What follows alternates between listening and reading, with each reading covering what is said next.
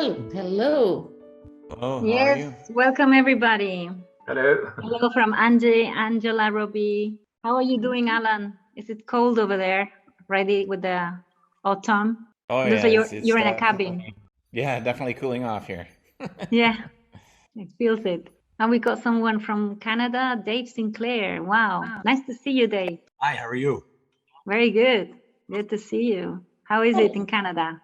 Good. Getting a little cooler. Winter is coming. Yeah. Hello, Esther. Hello, everyone. So welcome everybody. My name is Esther and I'm one of the co-founders of Conscious Enterprises Network. And we are a big family of leaders who are around the world who want to bring each other's together, bringing our projects and our minds and our values into one voice. And today we're going to be talking to two special people that we know now for a while. And we're going to take you into a journey again. We hope that you're going to enjoy and to be open to what Jean-Louis and Aline are going to tell you. So yeah, we're going to explore consciousness in this way with their perspective today and talk about mental maps and how these mental maps actually might create our reality and how lives are maybe a reflection of that and how to observe those maps. And we will present, of course, that with Aline's experience and Jean-Louis, who have been working a long time with different enterprises, companies, and organizations around the world. And so, of course, then we will welcome any of your questions. If you have any questions that is relevant throughout the speaker, you're very welcome to speak it out if Aline is able to answer it. Otherwise, just wait until the questions and answers, and we will say goodbye within an hour. Yes, good evening all. It's quite, when I say good evening, actually, it's good morning as well. It's really great to have people from all over the world joining us. And tonight, for our second edition, we got two incredible people from Belgium, two academics who have, for the last 25 years, worked breaking new barriers, reaching a new territory. Two academics who've been able to blend together wisdom, humor, academia, neuroscience, creative landscape, and jazz as well. Let's not forget it. Music is very important in this journey. And of course, they develop an intensive know-how. Over this time, they've been able to assist people, teams, organizations, and communities of work to face their challenges with imagination, bold thinking, creativity, that was needed to shape a radically different and desirable future. These two geniuses have been inspired through their inner journeys by the like of Jiddu Krishnamurti and Dr. Edouard de Baudoin, and many others. So tonight is with great pleasure that we are actually presenting their presentation. Aline, Jean-Louis, it's all yours now. Okay. Thank you, ladies first. Thank you. Hello, everybody. I don't know if we are geniuses, but we are certainly standing on the shoulders of many geniuses. So I'll say a word about Shapership, which is the subject, and then we'll introduce ourselves and then we come back to the story around Shapership as such. Shapership is a strange word. It's a word Jean-Louis invented to open new worlds. Shapership comes from the association of the verb to shape, as shaping a diamond. Ship, which is like in craftsmanship, it's the indication of a skill in a particular craft. So Shapership is the art of shaping the future. We will move longer into that in a few minutes. We have to say a word about, Dominique asked us to talk about our journey, which I suppose is the fabric of Shapership in a way, because what we do and who we are in a way is a bit blended. So I'll start just telling you a few things. And the first thing is that I define myself as a woman between utopia and reality. So I'm between the impossible and the possible in a way. I believe this is really because my journey started in a family where there was a great deal of violence and it was impossible in a way. It was impossible to believe, it was impossible to say, it was impossible to share. So I always question myself about reality. What is reality? What does it mean when people say this is impossible, this is possible, this is true, this is false? For me, reality is just a relationship between what is real, the real we don't access, in fact, despite all our attempts, but the real outside, the invisible world, the one we cannot access, we just interpret it and filter it. The reality, the word in ET, is for me a relationship or a report between the real and our capacity to perceive it. So I considered from the start that reality is a construction. It's what I call a meaning-making story. It's a story we tell ourselves to give meaning to what happens to us and to what is the world outside. And I've been obsessed by this idea that there is something beyond appearances, which in fact is exactly the quest of all spiritualities. Wherever we are going, they are all doing the same thing, trying to understand what is behind appearances and how can we change that reality. The best way is creativity, which is another word in ET. So of course, we'll come back to that, which is the capacity to create within constraints. This obsession with maps, I must say, we all know that the map is not the territory, but our maps certainly define how we shape the landscape. So this is the story at the start of understanding that we tell ourselves stories about the past, the present, and the future. The future is also a story we create. And so when I was a child, I was not really in the present moment.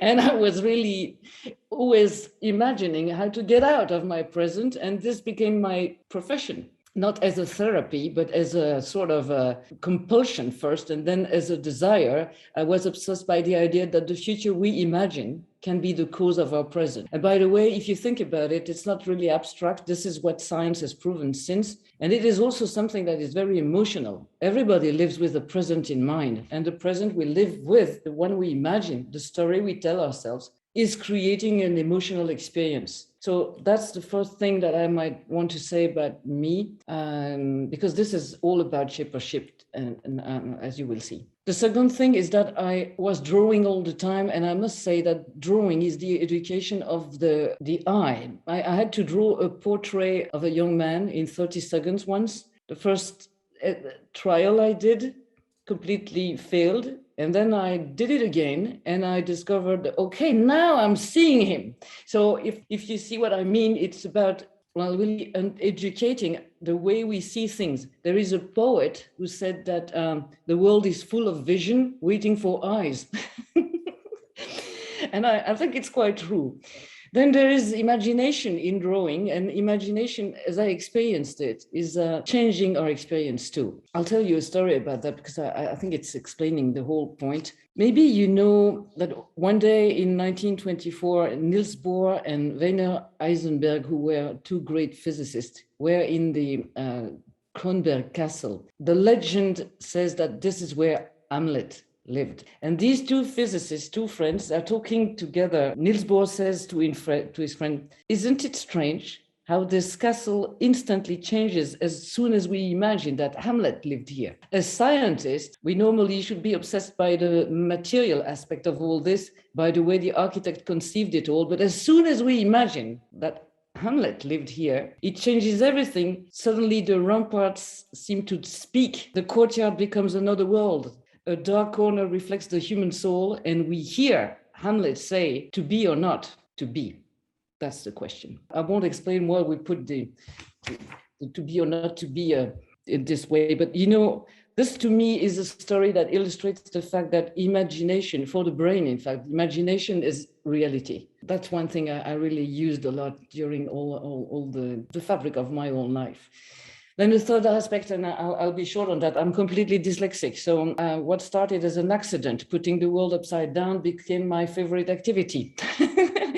That's how you turn a failure into not a success, but at least a funny aspect. I really practice it without making it on purpose. But as Niels Bohr said one day, the opposite of a fact is a lie, but the opposite of a truth is very often another truth. Now, if you maintain the paradoxes all together in your awareness, now you really can enjoy the fact that there is a lot of truth in this opposition which is only apparent. And that really allows to find a third dimension very often. Finally, I must say I was saved by Edgar Morin. Edgar Morin is a man who is now 100 years old, is still very much alive, and he was thinking about complexity. And to put it simple, I discovered that the dance of reality. And I almost got crazy when I was 15 because I thought that people were putting things into boxes all the time, and thinking out of the box for me is much more than being creative. It's really about understanding how things relate to each other, which in nowadays would be a great use. And Edgar Morin also said something which is absolutely, which is dear to my heart. He says, utopia is at the same time what changes reality and what doesn't change anything. Realism is at the same time lucid and blind. So I've been thinking about that a lot because I think that what is possible is much richer than what is. We are confronted in business especially, but not only in business, to people who congratulate themselves with the so-called realism. But I think that realism is something very ambivalent.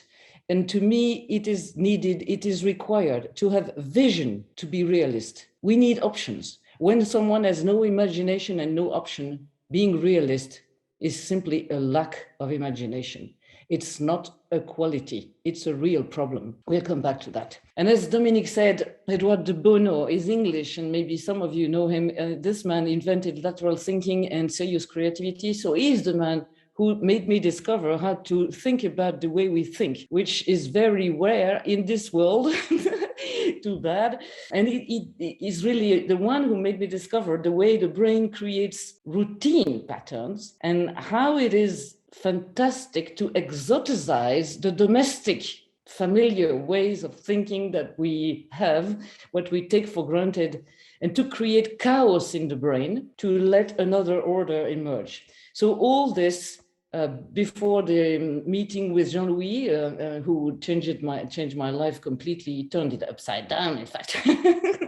So I'll let Jean-Louis talk about what we have created, who he is first, and then we'll talk about Shapership. Jean-Louis, if you want to say a word about your own, or 2 words, 3 words. I think I'll take more than 2. Yes. Hello, everybody. I am a lot older than Aline, so my life experience has been longer, different, and probably richer in various domains. I was born in 1935, so I have known the war. I was 5 when it started, but it really impressed me because during the war, I discovered several things. First of all, creativity. How do you eat when there is nothing to eat? I discovered solidarity. How do you help people who are in dangerous situations? I also discovered a few things that are not as commendable as denunciation of Jewish families, etc., etc. But it did do something to me in terms of observation of society and what events can produce in people. At the end of the war, to make a long story short, I managed to study English from the American soldiers who liberated my hometown and learned quickly as I was only 9. I spoke English after 3 months. Knowing English changed my life forever. It changed my life because it helped me win some contests that took me across the world before I was 18. I got a Fellowship of Rotary International to South Africa in 1952, and South Africa in 1952 was not exactly an exotic place. Sailor Malan was the president at the time. Then the same year, I got a scholarship to America, spent a year right in the center of the country in a state called Nebraska. I don't know if you ever heard of it. Most Americans haven't. It's where the herds of cattle graze and corn grows. And there I discover the limits of cultures, because for people from Nebraska, the world stopped west at Ogallala and east in Omaha. The rest of the world was a big blurry fog where other people lived. Of course, they didn't know where Belgium was, so I had to explain a little bit of what happened. And Of course, I was very different. I was the only European in a 3,000 student school coming from Europe with a scholarship. So I was a suspect, Who is this guy?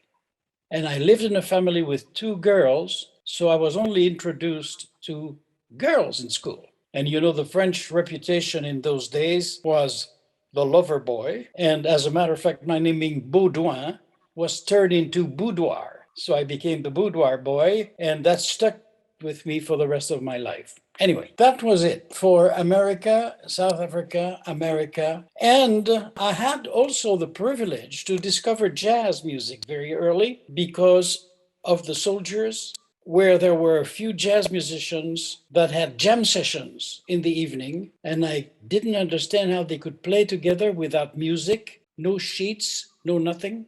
And they had fun, and the music was fun, and the feet were tapping, and jazz to me became a center of interest, and I became a jazz musician. I became a bass player later on, a thing I developed during my law studies in Liège. So I was a doctor of law bass player, which is not frequent.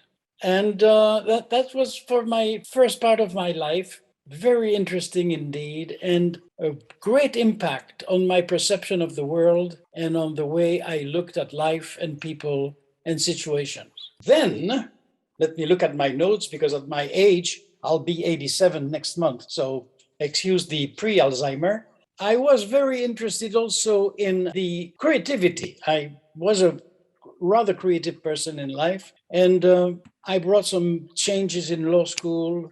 I changed some procedures and so forth because I felt they were no longer valid in the days I was studying. So I had a reputation for being a rebel and changing things. Then came the professional life. After 18 months military service, which was very long, I decided to go to work. And thanks to my command of English, I got a job in a travel organization dedicated to college students. They brought American students to Europe and brought European students to America during the summer. And I insisted to change the process from, gee, it's Wednesday, it must be Brussels type of tourism, to tourism based on homestays. And I organize homestays for students in 5 areas in Europe so that the kids would have an experience with families in specific pre-selected areas, so that they would have at least a chance to discover Danes, the Dutch, the French, the Spanish, the Portuguese, the Swedes. I even went in the 60s in Yugoslavia, which was quite a treat. So I became this organizer of dedicated trips because I didn't think that spending 2 months in Europe going from city to city without knowing where they were was very helpful. This gave me the opportunity to meet a few important people. And one day I was sitting next to Walt Disney at one of the functions in Kansas City and spent an interesting evening with him. Then, as I grew up, my students were always the same age, and I was a year older every year. So I decided it was time to leave the scout chief role and go to work in another field. I had several lives because I have a sabbatical boredom cycle. About every 7 years, when something becomes routine, I change because we're not on Earth to be bored. So I had several jobs. I was an advertising copywriter for the Saatchis and Saatchis in London in the 60s, very famous people. I had a restaurant. I had a secondhand deluxe furniture store. First time in Belgium that happened. And then one day there was a message on my answering machine from a certain Aline Frankfort. And that was back in 1991. We met and we're still around together, working together. And so it's an interesting combination of talents, Aline being extremely brilliant, extremely conceptual, and allied with my creativity and my fundraising. That's what I'm known for in companies, not for fundraising, raising, but for fundraising. We make an interesting team which is capable of dealing with a number of situations, especially in multicultural groups, because I speak a word of like 40 languages, one word, but that's enough. It brings a smile. So we've been enjoying life and professionalism together. And we're ready to talk to you about Shapership, which is not leadership, of course. Aline. I'll say a word about Shapership as such. So, as I said, it's the art of shaping the future. For us, more specifically, it's the art of opening new paths that were previously invisible, opening new paths and transform society. So if I tell you Shapership is the art of making alternative stories of the future, visible, desirable, and actionable, that's what it is. It's in fact taking our dreams seriously and turning them into strategies. But at the same time, it's a utopia in action. Utopia is not what is impossible to realize. It's just what is unrealized yet. So utopia comes from a play on game, by the way. It's at the same time a good place and no place. We want to say that assuming that Shapership is a utopia in action means something to us because it came from the people who read our prototype book when it first appeared. It is linked with something which is key, and I'll try to develop that. It's how do we build the future? On what choices can we build the future? There is a man, Daniel Christian Wall, who said, we cannot predict the future, but we can build the future on wise decisions informed by the wisdom of multiple perspectives. And to us, this is the core of what we're trying to make. It's to create wise choices to build the future on imagination and desire, rather than something else, which is despair, stupidity, and something like that. So what we found at the core of Shapership as such, which is not leadership, as Jean-Louis said, is not entrepreneurship neither, but it's complementary, is a new perspective that might open new windows in your minds. As such, Shapership is a way to look at the world. As we say, Shapership is a way to look at the world, to look at reality, to come back to that, as it is and as it could be, in creative and visionary, sometimes revolutionary ways. What it means is that Shapership is a way to look at the world completely aware of what the philosopher Bergson said, the eye only sees what the brain is ready to understand. So vision creates reality. And if we are completely aware that we create stories, that reality is a creative or not creative construction, but it is nothing else than a construction. It's a story we tell ourselves with conclusion about who we are, what we can do, what would be our future. So these stories shape our lives. We create stories, but they shape our lives. Shapership, in its essence, is the power and freedom to change our mental maps so that we can change the way we shape the world. So what is it all about is this freedom, this ability to reconsider our relationship with the stories we tell ourselves and to escape from them when we want less of them, to challenge them, certainly to understand how they influence the way we participate in the world. And certainly there is something more. It's about this ability, which is, I think, very rare today, to create alternative stories that are meaningful, desirable, actionable, and that can lead us towards a more viable future. And to us, these stories, these new narratives, as people say now, have to be at the same time in line with the imperatives of the world and in tune with what makes us human, with our hopes and aspirations. I'd like to say that in Shapership, there is something called the altitude attitude, which is this capacity to consciously, deliberately change your perspective, move upside and move from ego to echo and try another worldview for a while and think differently. So we have been, when we created the concept, we have been not studying, but we have been interested by a series of people who were not leaders nor entrepreneurs and who have opened new paths, transformative paths in the future. So they have changed the world or part of the world in their field of activity, justice, like Judge Balthazar Garzón, education, like Maria Montessori, society, like Rob Hopkins, the shaper of the transition movement, you may know him, Ricardo Semler, CEO of Semco, shaper of a new type of industrial democracy, completely new 30 years ago, the ancestor of the liberated company, philosopher, new, old, blah, blah, black, whatever their gender, their education, their color, those people, they took a stand and they started to think big and radical with what we call the altitude attitude, which is an attitude of radical authenticity, no bullshit. Creative imagination, which is about turning their dreams into reality, and a sort of unconventional wisdom, so putting the world upside down, really. And so this altitude attitude, we have studied them, and we've seen that it emerges from what we call an integrity of being. So that's a soul compass. If we talk about shapers, and just a bit, I'll say these people, some of them are dead, like Martin Luther King.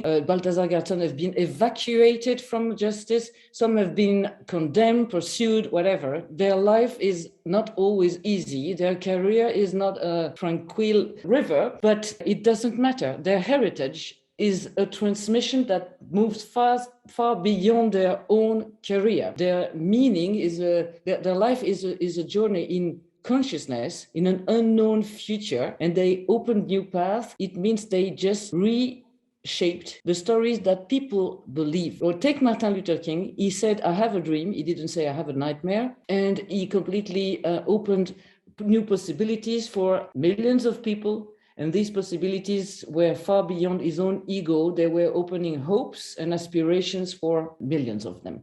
So I'll come back to the three leverages in a minute, but I can tell you, if you go to your own soul, probably if you are completely honest, you will feel already, and you probably feel because you are here today, there is something internally, some kind of consciousness or an integrity, I would say, some kind of, I call it a soul compass in every one of us, which knows, 1, that the status quo must be challenged. 2, that a more beautiful world is possible. And 3, that it takes courage to reinvent things. For us, this is what we have seen in action in all those, what we call shapers, people who transformed society. I'll say a word about the why we invented a word, because we believe that this is what the world needs. The world needs a shift in consciousness, in fact, or in awareness, in perspective, whatever. The world needs, in fact, to just change, or we need to change our worldviews and our paradigms, or maps, if you want.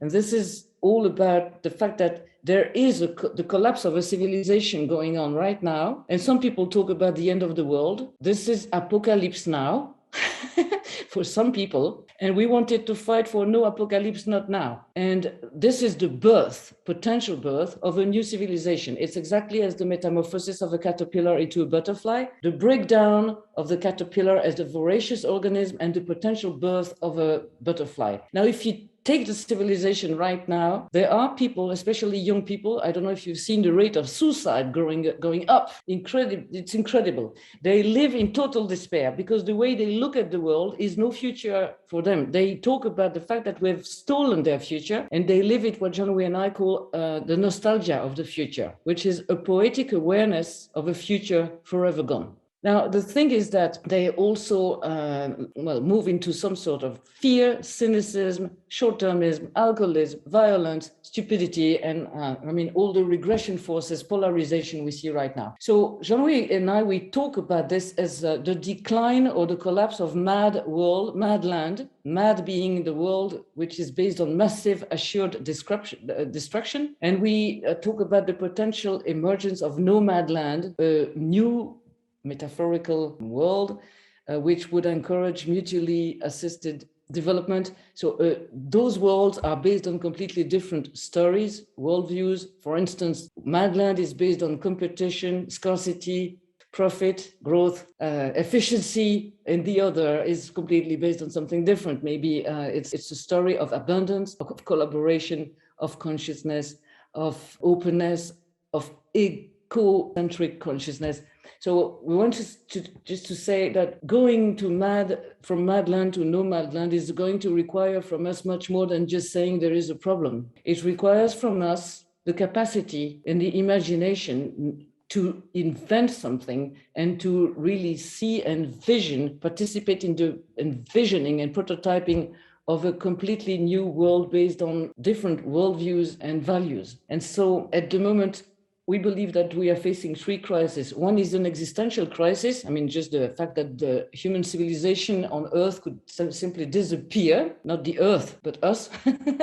I like the people who cry, save the Earth. Well, the second crisis is a conceptual emergency. We have created a world, as a friend of mine says, it's the Alex is there, by the way. So, and Graham Leicester calls that the conceptual emergency. It's the age of the missing elephant. We have created a world we don't understand anymore. And the third crisis is the crisis of bifurcation or imagination. The future is a field of possibility. The future is already here, but the bifurcation of our civilization moving towards the breakdown or towards something else depends on us and on our capacity to put our intention somewhere and to put our imagination somewhere. So the future we imagine, if we look at this situation right now and we imagine apocalypse now, I mean, we are simply in the difficulty to another future than the eternal repetition of the present and the end of the story. There is a man who said an entire generation, and in fact the entire world, have lost their capacity to dream.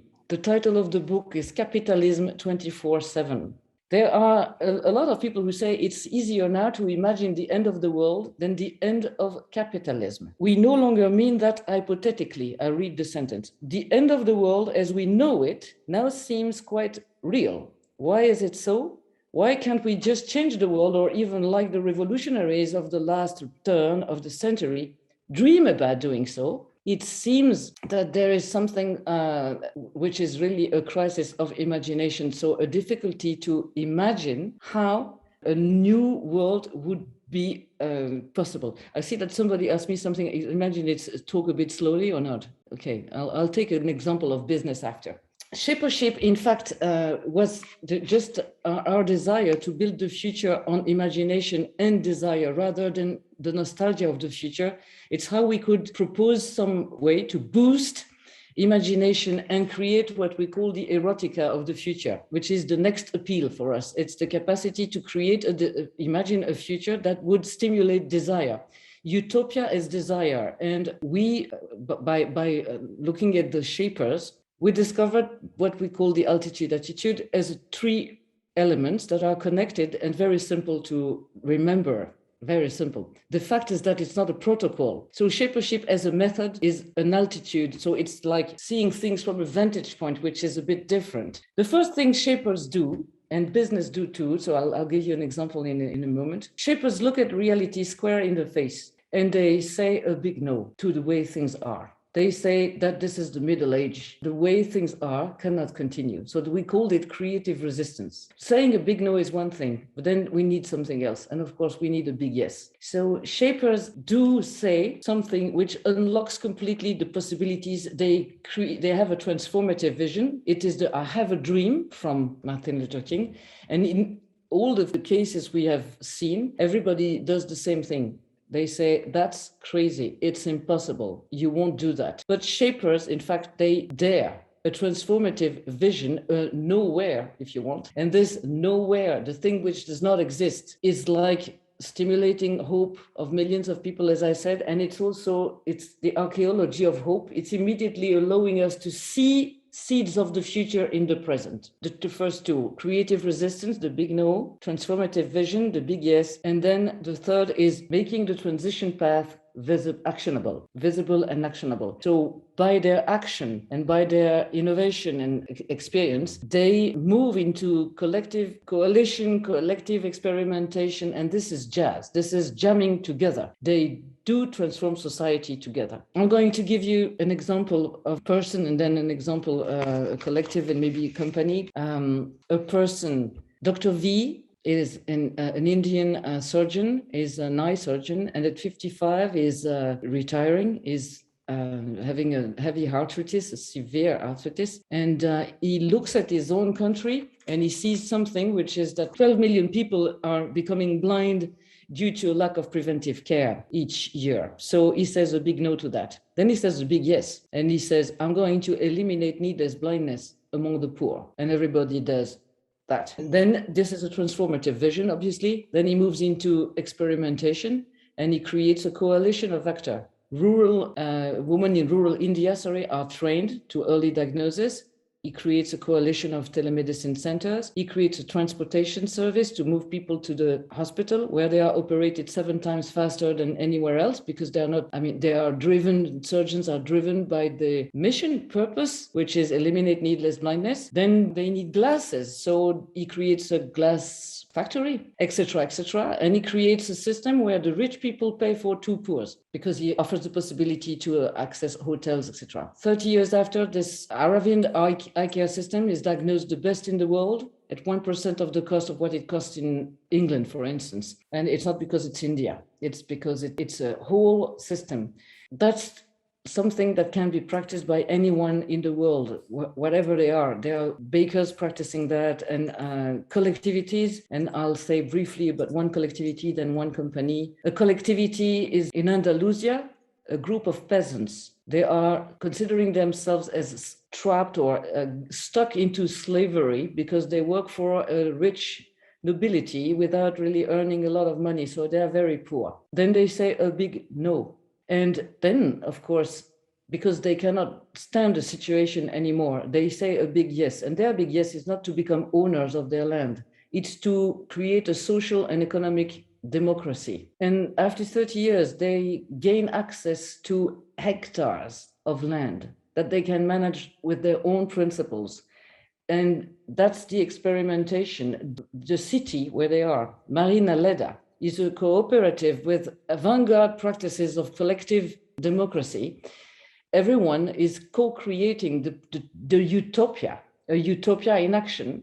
They made it possible for people to have access to housing, they work, it's a whole system. When the mayor of the town, the first man who said no, he's still the mayor. And when he's asked how he feels, he says, I'm even more utopian than before, because now I know we have made the impossible possible. So these people have on the front door of the town is said, we know a more beautiful world is possible. Now, about companies, I know I'm talking to Chen, Conscious Enterprise Network. We've been working with courageous leaders. Don't ask me how many, they are less than 5. We are really not surprised, we are just horrified by the fact that business is not the country of freedom and should be a conscious leverage to creating a new world. But working with companies, we have, for instance, helped one of them to completely shift from the industrial paradigm in chocolate. It was in chocolate. The normal business as usual paradigm of making chocolate by exploiting a tremendous number of producers. And to that, they said a big no. Then they said a big yes to a world of exchange and solidarity. And then they created a path, which is a transition path full of innovations to shift from one paradigm to business of the future. I like the concept of the Shapership, and you talk about belief and creating a dream, saying no, and then leading to having a belief and creating a dream and action strategy.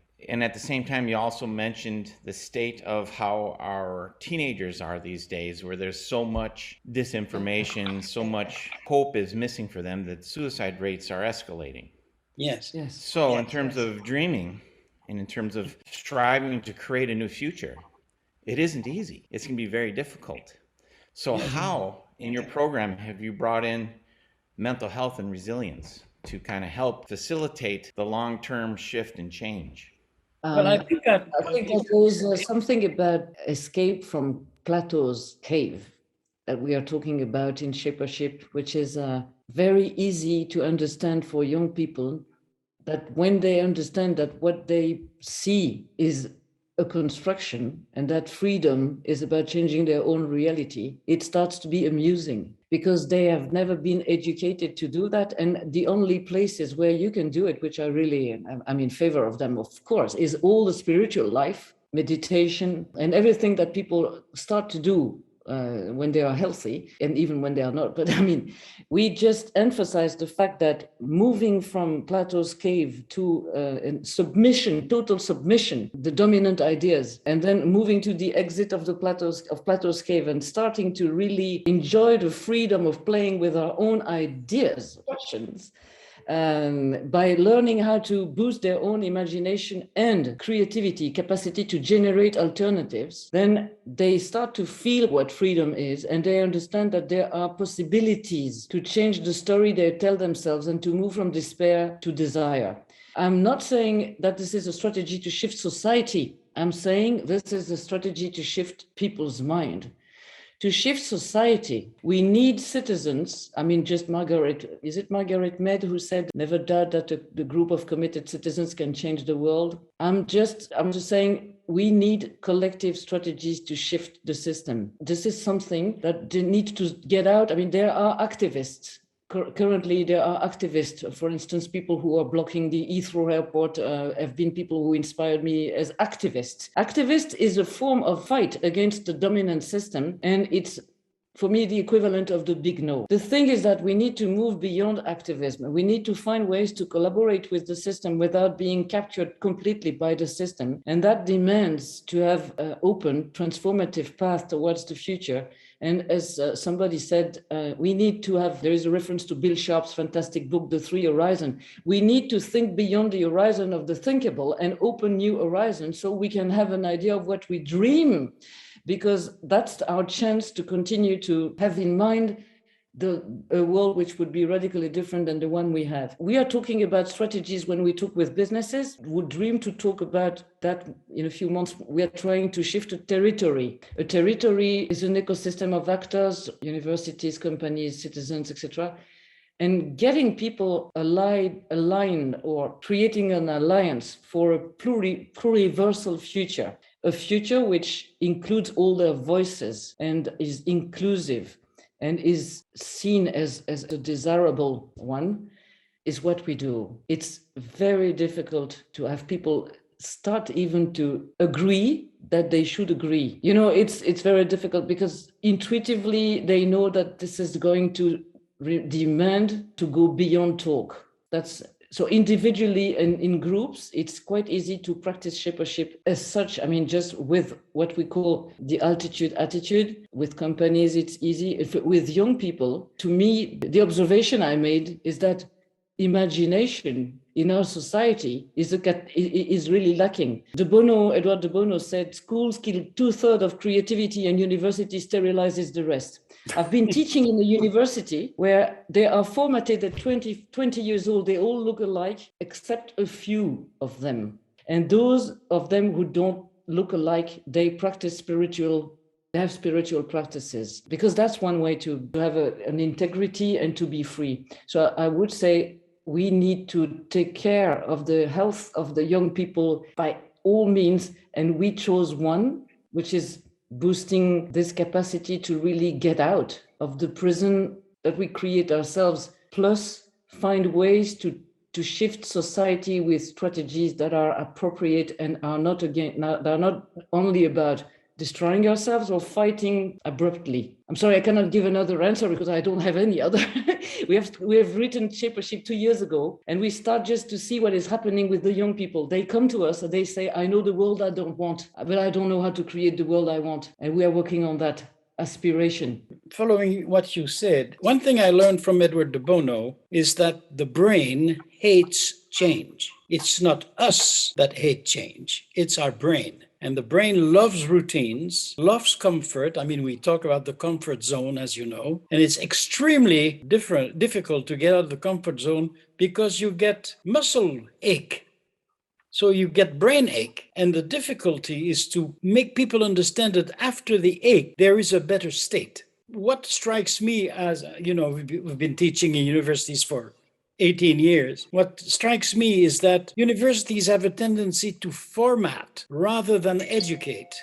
And formatting is something the brain loves. So we are faced not only with the economic growth bullshit, usual bullshit, we are faced with a physiological problem where you have to demonstrate the benefit of change, and the brain has to decide, I'll cross the street because there is more light on the other side of the street. So it's not only a matter of philosophy or economy or whatever, it's a matter of constitution of what we have between our ears. So that's a difficulty. And whenever you have a chance to express and explain thinking methods that are out of the box, people start looking at you, start smiling, and discover how wonderful it is to think out of the box. But I don't see many universities who have a curriculum about a doctorate in out of the box yet. Well, very briefly, no questions. I have the privilege of knowing Aline and Jean-Louis, and I'm familiar with their thinking and their action. They're great. Now, just this, the matter of consciousness is crucial, of course. I've been dealing with situations where indeed I was working with people who were conscious of the needed changes, conscious of new paradigms, conscious of action, possible actions to be taken, possibilities of behavioral change individually. To a certain extent it worked, but at individual level. Yeah. The problem I've faced during more than 50 years is changing the societal behavior. And that's a long process. Of course, we mentioned education, which is crucial. And of course, I fully agree with Jean-Louis. We are formatting people, not only at the high schools and universities, but also in other schools and in churches and in so many places. But, you know, after years of action as an activist on the streets, we were so disappointed by the results. It had no impact on the decision leaders, on politicians, on business leaders. And we organized a movement called Anders gaan leven, to live otherwise. Well, I can tell you, it was positive in a sense that many people who participated in this movement, which became the Flemish Green Party, changed their individual behavior. But we failed in trying to change the behavior of those who have got the keys of economy, of society, changing education systems, etc., etc. We did other attempts. And of course, Aline is very familiar with the Club of Rome, of which she is a full member, at least of the EU chapter. And we set up a first seminar on consciousness. And there I joined again Jean-Louis. There is something physiological in our brain, and we have to question how we can have an impact on the work of our brain. So what you are doing is great. We have to create a multiplying effect, but somehow we have to find a level where we can reach people who are decision takers. Yes. We did some attempts at the Club of Rome, especially at the EU chapter, trying to meet business people. I must say that I was very happy to see that during the last 20 years, we had an increasing number of people from the European Commission and European Parliament attending our meetings and being very proactive in what we are trying to set up. So, in other words, very short, let's carry on, but we really have to find a system where we can have a greater impact on, on the decision makers. Yeah. What I'd like to say to Mark, when you come to decision makers and that level, you are also fighting the privileges, the titles, of course, and the next election, when we should be thinking about the next generation, you know. So it's a different time span. Well, yes, indeed, and it is clear that with Conscious Enterprises Network, I mean, one of the goals we have is very much to address this. How can we actually marshal a new generation of leaders, of conscious leaders, who will totally revolutionize the way enterprises, politics is run today? Yeah. You, Aline, Jean-Louis, you were talking about a new world. And the good thing is that in this room, we have people working on the new world. We are all elders. We are all leading the show. And it will be very important that more youngsters actually take on, our heritage and carry on the work we're doing for the next 50 years, because it's only like that we're going to be able to make a big difference. So thank you very much, all of you, for coming to the meeting today. I am sorry that we overwent a little bit, and some of the attendees had to leave, but it's been a very, very interesting session, and I'm very grateful to Aline and Jean-Louis to have shared with us their passion, their lives, and their heritage for mankind. So Thank you.